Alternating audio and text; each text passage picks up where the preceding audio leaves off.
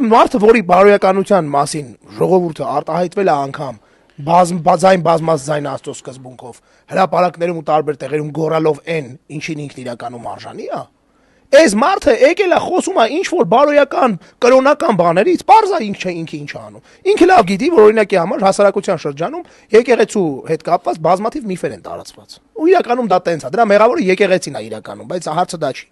Այսինքն ոչ թե դա իրականություն է, այլ այդ ամեն ինչը չհերքել է, այդ ամեն ինչի հակառակ ուղղությամբ չգնալը ոնց է հիմա անում եկեղեցին։ Այդ այս նույն պատճառով մեղավոր է ինքը։ Օրինակ հիմա ըստ բանի որ նայում ես, խաղը ոնց է գնում։ Խաղը գնում ասես Նիկոլն ասես նրանք չհերքեցին, ուրեմն դա ճիշտ է, ուրեմն սենց ուրեմն ինչ որ մակարդակում քարոզչության ու ինչ որ հանրային մակարդակում, որը շատ ցածր մակարդակ է, հարցը դա չի։ Բայց այդ ցածր մակարդակը 10-տասնապատիկ, 100-պատիկ անգամ գերակշռում է միջին ու բարձր մակարդակը։